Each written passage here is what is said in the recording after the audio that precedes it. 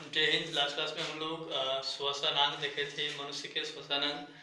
और आज जो हम लोग को पढ़ना है वो श्वसन की क्रियाविधि पढ़ना है। कहने का मतलब जब हम लोग सांस लेते हैं और सांस छोड़ते हैं वो कैसे होता है।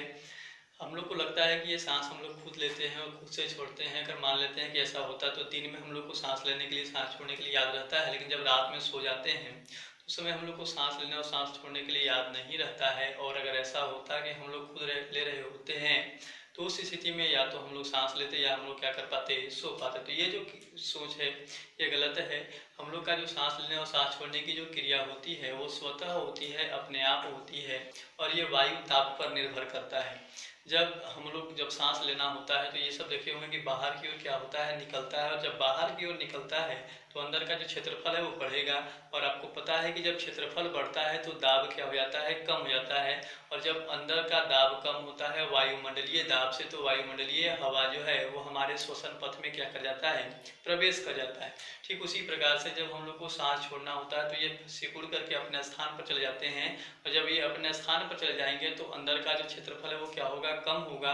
और क्षेत्रफल जब कम होगा तो अंदर का जो वायु का दाब है वो क्या हो जाता है, बढ़ जाता है। और ये दाब बढ़ करके जब वायुमंडलीय दाब से अधिक हो जाता है, उस स्थिति में जब कार्बन डाइऑक्साइड जो है वो बाहर क्या होता है, मुक्त होता है। तो श्वसन की क्रियाविधि किसके ऊपर निर्भर कर रहा है, वायु के आंशिक दाब पर निर्भर कर रहा है। यहाँ पर देखते हैं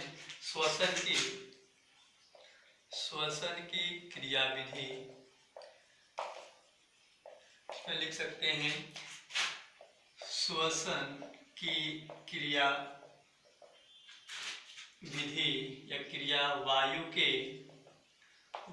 के आंशिक दाब पर निर्भर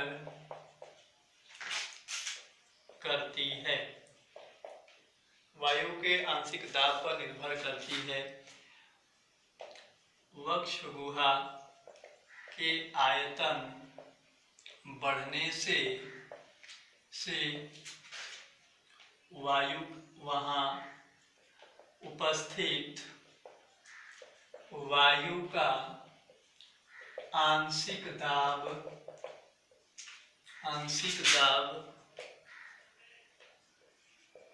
कम हो जाता है। इसे लिख सकते हैं कि जब यह दाब वायुमंडलीय दाब से कम होता है तो सांस अंदर खींचेंगे। और सांस अंदर खींचने की क्रिया को हम लोग क्या कहते हैं, प्रश्वास कहते हैं। तो प्रश्वास की क्रिया संपन्न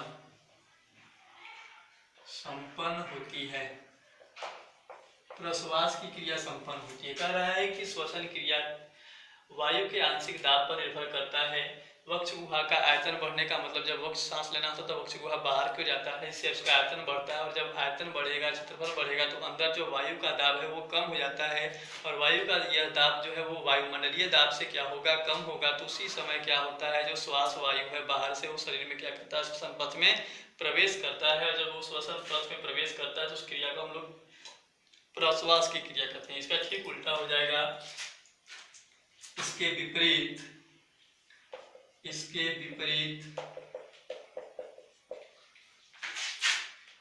वक्ष गुहा के आयतन घटने से वहां उपस्थित वायु का आंशिक दाब अधिक हो जाता है। इसमें लिख सकते हैं कि जब यह दाब वायुमंडलीय दाब से अधिक हो जाता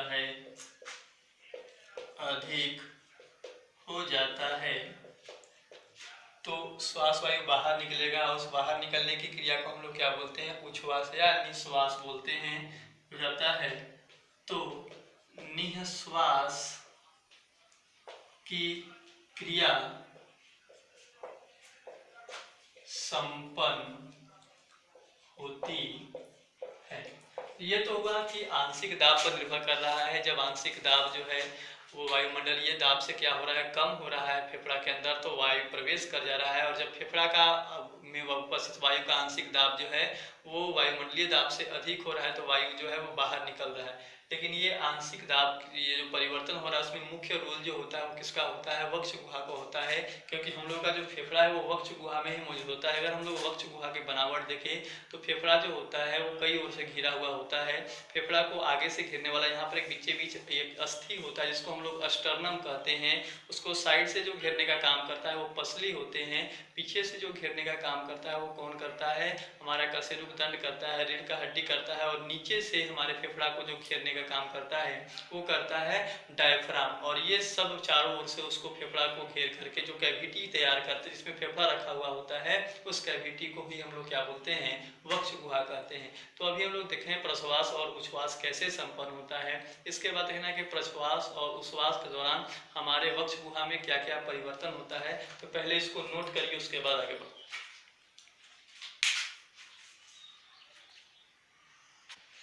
नेक्स्ट हम लोग को देखना है श्वसन के दौरान या प्रश्वास या उच्छ्वास के दौरान वक्ष गुहा में होने वाले परिवर्तन।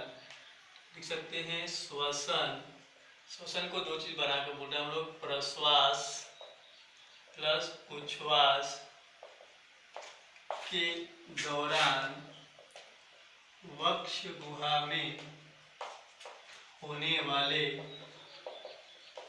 परिवर्तन।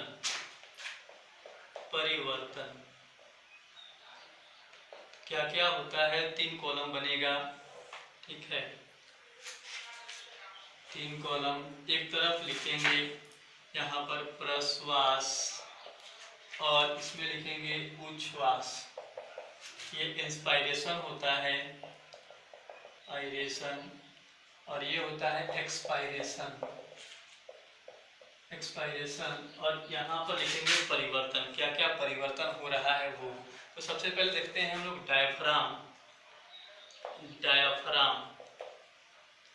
डायफ्राम जो होता है बताए थे गुंबद आकार का होता है और यहाँ पर मौजूद होता है। तो डायफ्राम का काम क्या है, डायफ्राम का अगर हम लोग आकार देखें या गति देखें, जब हम लोग को सांस लेना होता है तो डायफ्राम जो है वो नीचे की ओर गति करता है। तो लिख सकते हैं उदर गुहा की ओर, इसकी गति जो है वो उदर गुहा की ओर होती है। इसको थोड़ा सा डायग्राम से यहाँ समझाने की कोशिश कर रहे हैं। देखिएगा, ये है फेफड़ा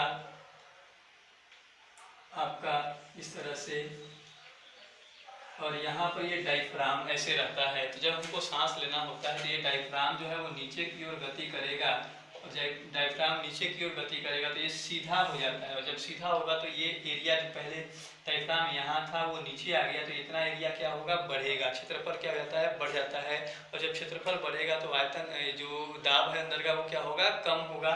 तो ये उदर गुहा का मतलब पेट की ओर नीचे की ओर गति करता है। जब सांस छोड़ना होता है तो ये पुनः से कहाँ पर चला जाता है, अपने वास्तविक पोजीशन पर चला जाता है, जिसमें लिख सकते हैं वक्ष गुहा की ओर। जब हम लोग सांस छोड़ना होता है तो इसका जो गति होता है वो वक्ष गुहा की ओर होता है। अगर हम लोग आकार की बात करें, डायफ्राम के आकार, तो जब हम लोग सांस ले रहे हैं तो डायफ्राम कैसा हो जा रहा है, सीधा हो जा रहा है। इसको लिख सकते हैं कि सीधा होता है, स्ट्रेट, सीधा होता है। और जब हमको सांस छोड़ना होता है पुनः से गुंबद आकार, गुंबद जो मंदिर के ऊपर जो होता है उसी को गुंबद बोलते हैं, ठीक है। तो इसको हम लोग ये पुनः से किसके आकार का हो जा रहा है, गुंबद आकार का होता है उच्छ्वास के दौरान। अब बात करते हैं अस्टर्नम। अस्टर्नम यहाँ पर बीचे बीच एक अस्थि होता है जिससे दोनों तरफ से आकर के पसली जो है वो क्या होता है, जुड़ा हुआ होता है। अगर हम लोग अस्टर्नम की गति देखें, अस्टर्नम की गति, जब सांस लेना होता है यहाँ पर हाथ रख के देख सकते हैं, सांस लेते हैं तो ये क्या होता है, आगे की ओर गति करता है। इसको लिख सकते हैं आगे की ओर। और जब सांस छोड़ते हैं तो स्टर्नम क्या होगा, पीछे की ओर गति करेगा, पीछे की ओर। इसके बाद अगर हम लोग बात करें स्टेनम हो गया पसली, पसलियों की गति। तो पसलियों की गति जब हम लोग सांस लेते हैं तो ये फैलते हैं, माने बाहर की ओर क्या होता है, गति करते हैं, ठीक है ना। तो पसलियों की गति जो होती है वो सांस लेने के दौरान बाहर की ओर, और जब हम लोग सांस को छोड़ते हैं तो पसलियां जो है वो सिकुड़ती हैं और उनका जो गति होता है वो किधर की ओर होता है, अंदर की ओर, अंदर की ओर। ठीक, इसके बाद आता है अंदर का आयतन की। अगर हम लोग बात करें आयतन, वक्ष गुहा का आयतन, वक्ष गुहा का आयतन, आयतन या कह सकते हैं कि अंदर का जो क्षेत्रफल है वो क्या होगा। तो सब ये बाहर की ओर गमन कर रहे हैं तो इसे आयतन क्या होगा, बढ़ेगा। इसमें लिख सकते हैं बढ़ता है, बढ़ता है। और जब हम लोग को सांस छोड़ना तो ये पुनः से अपने वास्तविक स्थान पर आते हैं। तो ये जब अब अपने वास्तविक स्थान पर आएंगे तो अंदर का जो वक्ष गुहा है उसका आयतन क्या होगा, घटेगा। इसमें लिख सकते हैं कि कम होता है, कम होता है। इसके बाद अगर हम लोग आयतन जब यहाँ पर बढ़ रहा है तो वक्ष गुहा में दाब कह सकते हैं। छठा, वायु का आंशिक दाब, वक्ष गुहा में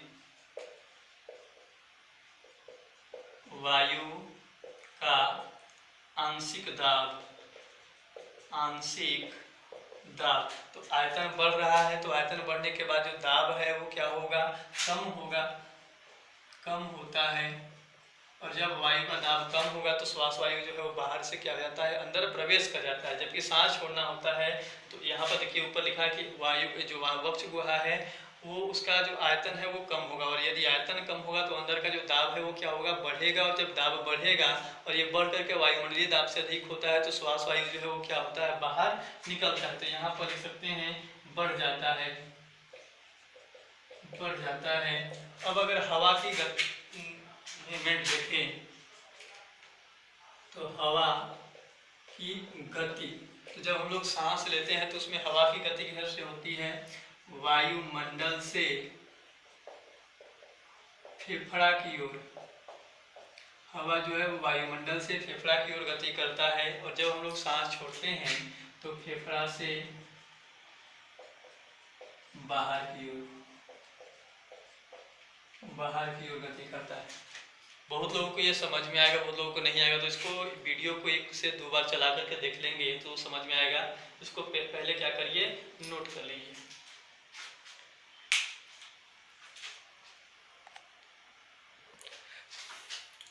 नेक्स्ट जो हम लोग को पढ़ना है वो हम लोग के श्वसन गैस जो ऑक्सीजन और कार्बन डाइऑक्साइड होते हैं उनका परिवहन कैसे होता है उसके बारे में पढ़ना है। तो नेक्स्ट हेडिंग डालेंगे श्वसन गैसों का, श्वसन गैसों, गैसों में आता है ऑक्सीजन एवं कार्बन डाइऑक्साइड का परिवहन, परिवहन। इसमें सबसे पहले बात करें कि इनका परिवहन कैसे होता है। तो ऑक्सीजन एवं कार्बन डाइऑक्साइड का जो परिवहन होता है वो हमारे रक्त के द्वारा होता है, और रक्त इनका परिवहन जो है वो ऑक्सी हीमोग्लोबिन एवं कार्बोक्सी हीमोग्लोबिन के रूप में करता है। ये क्या होता है थोड़ा देर में समझ में आएगा आपको। इसमें लिखेंगे कि शरीर में ऑक्सीजन एवं कार्बन डाइऑक्साइड का परिवहन रक्त के द्वारा ऑक्सी हीमोग्लोबिन,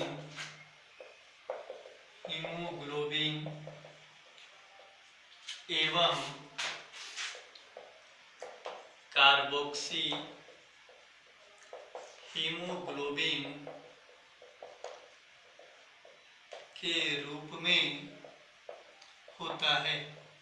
ऑक्सी हीमोग्लोबिन एवं कार्बोक्सी हीमोग्लोबिन के रूप में होता है। अब ये ऑक्सी हीमोग्लोबिन क्या है, तो आप लोग जानते हैं कि हम लोग के रक्त में आरबीसी होता है, और आरबीसी में क्या पाया जाता है, हीमोग्लोबिन पाया जाता है, ठीक है ना। ये आरबीसी का या ब्लड का जो लाल रंग होता है वो हीमोग्लोबिन के कारण होता है। वो जो हीमोग्लोबिन है उसी के साथ ऑक्सीजन क्या होते हैं, जोड़ते हैं। हीमोग्लोबिन के एक अणु जो होता है वो अपने साथ ऑक्सीजन के 4 अणु को क्या करता है, बंधने देता है और उसका परिवहन करता है। ये इंपॉर्टेंट है कि हीमोग्लोबिन अपने साथ ऑक्सीजन के कितने अणु का परिवहन करता है, 4 अणु का परिवहन करता है। और ये हीमोग्लोबिन आरबीसी में प्रेजेंट होता है। और जब हीमोग्लोबिन के साथ ऑक्सीजन जुड़ता है तो उससे बनने वाले यौगिक को हम लोग क्या बोलते हैं, ऑक्सी हीमोग्लोबिन बोलते हैं। तो पहले ऑक्सी और कार्बोक्सी ही समझ लेते हैं। तो पहला आता है यहाँ पर ऑक्सी हीमोग्लोबिन। ऑक्सी हीमोग्लोबिन ये क्या होता है, जब ऑक्सीजन अणु हीमोग्लोबिन अणु के साथ जुड़ता है तो उससे बनने वाले यौगिक को ऑक्सी हीमोग्लोबिन कहते हैं। हीमोग्लोबिन कहते हैं। तो ऑक्सीजन जो है वो हीमोग्लोबिन के साथ जुड़ेगा और ऑक्सीजन जब हीमोग्लोबिन के साथ जुड़ता है तो उससे बनता है ऑक्सी हीमोग्लोबिन। तो ऑक्सीजन का परिवहन रक्त में किसके द्वारा, किसके रूप में होगा, ऑक्सी हीमोग्लोबिन के रूप में। इसको देखिए Hb का मतलब यहाँ पर है हीमोग्लोबिन O2 और ये मिल करके क्या बनाते हैं, HbO2 बनाते हैं। और इस HbO2 को हम लोग क्या कहते हैं, ऑक्सी हीमोग्लोबिन कहते हैं। ऑक्सी हीमोग्लोबिन, ठीक है। यहीं पर एक नोट लिखना है, नोट कि एक हीमोग्लोबिन अणु अपने साथ ऑक्सीजन के 4 अणु का क्या करता है, परिवहन करता है। तो ये है शरीर में ऑक्सीजन एवं कार्बन डाइऑक्साइड का परिवहन किसके द्वारा, रक्त के द्वारा होगा। और रक्त के द्वारा किसके रूप में होता है, ऑक्सी हीमोग्लोबिन। ऑक्सीजन का परिवहन ऑक्सी हीमोग्लोबिन के रूप में और कार्बन डाइऑक्साइड का परिवहन कार्बोक्सी हीमोग्लोबिन के रूप में। तो ऑक्सी हीमोग्लोबिन क्या होता है, तो जब ऑक्सीजन अणु जो है वो हीमोग्लोबिन जो होता है, हीमोग्लोबिन अणु के साथ जुड़ता है, ठीक है ना, तो उससे जो बनने वाला जो यौगिक होता है उसको ऑक्सी हीमोग्लोबिन बोलेंगे। Hb का मतलब यहाँ पर हीमोग्लोबिन है और हीमोग्लोबिन के साथ किसको जोड़ रहे हैं, ऑक्सीजन को, तो उससे बना HbO2 और ये जो HbO2 है उसको हम लोग क्या बोल रहे हैं, ऑक्सी हीमोग्लोबिन बोल रहे हैं। अब यहाँ पर आ रहा है कि एक हीमोग्लोबिन जो अणु है वो अपने साथ ऑक्सीजन के कितने अणु का परिवहन करता है, तो 4 अणु का परिवहन करता है। तो इसको नोट करिए। इसके बाद कार्बोक्सी हीमोग्लोबिन देखते हैं।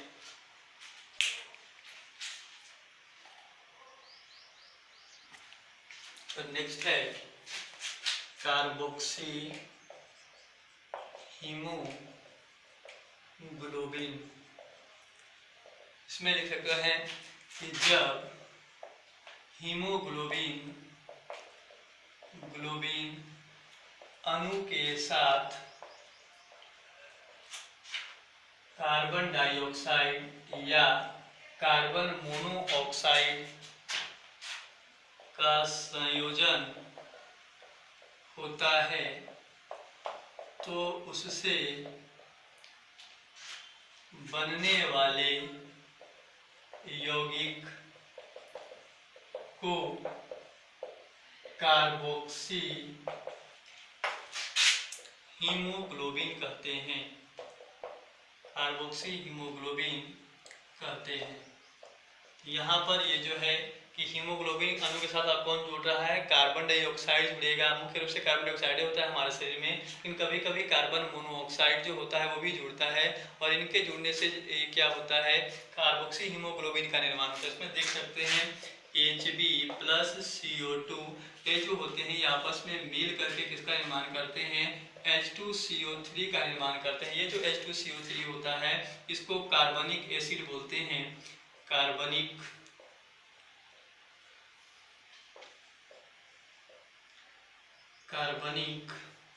अम्ल। और ये जो कार्बनिक अम्ल होता है वो एक एंजाइम जिसका नाम है एनहाइड्रेज एंजाइम के उपस्थिति में क्या करता है, एक हाइड्रोजन को मुक्त करता है और एक हाइड्रोजन को मुक्त करेगा तो उसके बाद जो बनता है वो बनेगा HCO3 या इसको हम लोग, ये कोई जरूरी आपके लिए नहीं है, इसको हम लोग कार्बन डाइऑक्साइड के परिवहन में पढ़ सकते हैं। इसको शॉर्ट में ही आप लोग याद रखिए, यहाँ पर Hb + CO2 HbCO2, और इसको हम लोग क्या बोलेंगे, कार्बोक्सी हीमोग्लोबिन।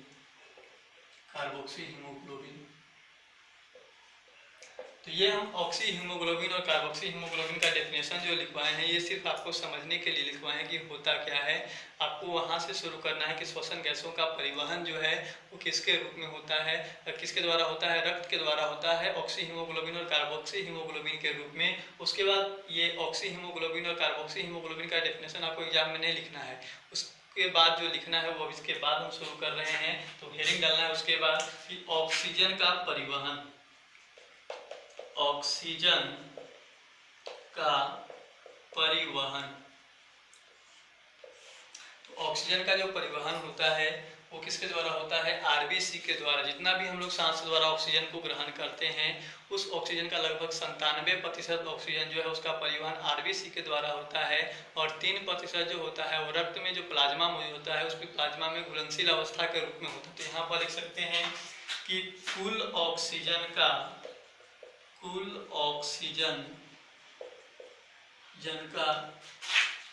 लगभग 97%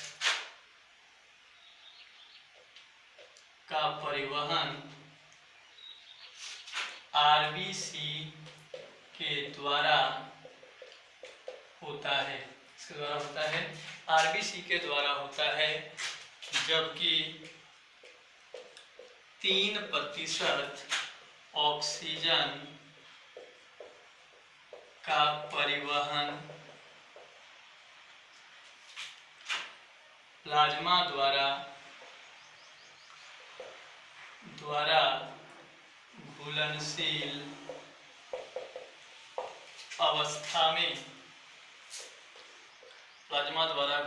अवस्था में होता है। तो ये 97% का परिवहन कौन कर रहा है, आरबीसी। क्यों? क्योंकि आरबीसी में कौन होता है, हीमोग्लोबिन होता है, और अभी बताया कि हीमोग्लोबिन के साथ ऑक्सीजन जुड़ करके ऑक्सी हीमोग्लोबिन बनाता है। तो 97% ऑक्सीजन का जो परिवहन होगा आरबीसी के द्वारा ऑक्सी हीमोग्लोबिन के फॉर्म में होता है, जबकि 3% जो ऑक्सीजन होता है उसका परिवहन किसके द्वारा होता है, रक्त प्लाज्मा के द्वारा होता है। कौन सी अवस्था में, घुलनशील अवस्था में होता है। इसके बाद हेडिंग डालेंगे कार्बन डाइऑक्साइड का प्रयोग करें, इसको नोट करिए।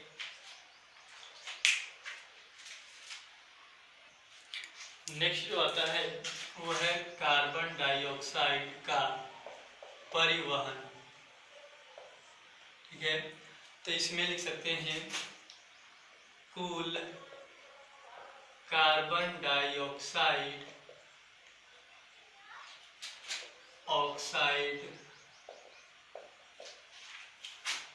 का लगभग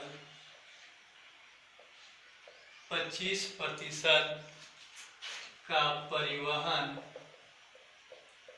आरबीसी के द्वारा होता है। जितना भी हम लोग कार्बन डाइऑक्साइड रिलीज करते हैं, उस कार्बन डाइऑक्साइड का लगभग 25% का जो परिवहन होगा वो आरबीसी के द्वारा होता है। सेकेंड देख सकते हैं 70% कार्बन डाइऑक्साइड का परिवहन, 70% जो कार्बन डाइऑक्साइड होता है उसका परिवहन जो होता है बाइकार्बोनेट आयन के रूप में होता है।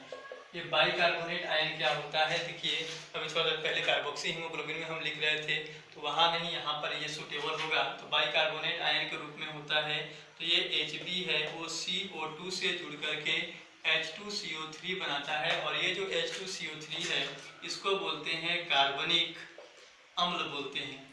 और ये जो कार्बनिक अम्ल है ये क्या करता है, एंजाइम एनहाइड्रेज के उपस्थिति में क्या करता है, एक हाइड्रोजन को लूज करता है और ये बनाता है HCO3- प्लस H+ आयन। तो ये जो HCO3- है इसको बोलते हैं बाइकार्बोनेट नेट आयन, और इसी आयन के रूप में क्या होता है, कार्बन डाइऑक्साइड का परिवहन होता है। तो ये रिएक्शन आपको इम्पोर्टेंट नहीं है, आपको याद नहीं रखना है, ठीक है। आपके एग्जाम में भी ये नहीं पूछा जाएगा, इस थोड़ा सा हायर क्लास का है।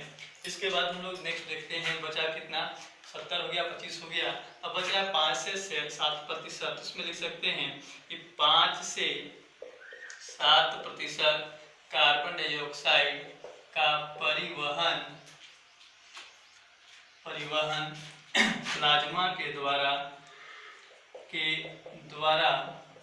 घुलनशील अवस्था में होता है, घुलनशील अवस्था में होता है। तो ये है यहाँ पर ऑक्सीजन या कार्बन डाइऑक्साइड का परिवहन कैसे होता है, श्वसन गैसों का परिवहन। तो इसको लिखना है, और इसके पहले जो ऑक्सीजन वाले लिखे थे उसके बारे में लिखना है। कार्बोक्सी हीमोग्लोबिन और ऑक्सी हीमोग्लोबिन के बारे में उसमें वर्णन नहीं करना है, एग्जाम में जब ये क्वेश्चन आएगा तो इसको भी क्या कर लीजिए, नोट कर लीजिए।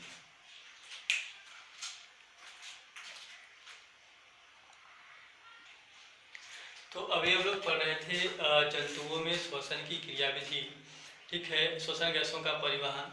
इसके बारे में फिर से हम लोग पुनः इसको, जब हम लोग परिवहन चैप्टर 3 पढ़ेंगे तो वहाँ पर जब हम लोग डबल सर्कुलेशन पढ़ेंगे, द्विगुण परिसंचरण तंत्र के बारे में समझाएंगे, तो वहाँ पर श्वसन गैसों का परिवहन कैसे होता है, कैसे ऑक्सीजन जुड़ता है, कैसे शरीर में वो पहुँचता है, उसके बारे में वहाँ पर हम आपको क्या करेंगे, पुनः से आपको इस चीज़ को बताएंगे। तो इसके बाद जो हम लोग को पढ़ना है वो पढ़ना है पौधा में श्वसन की क्रियाविधि, और पौधा में श्वसन की क्रियाविधि हम लोग अगले लेक्चर में पढ़ेंगे। तब तक के लिए धन्यवाद।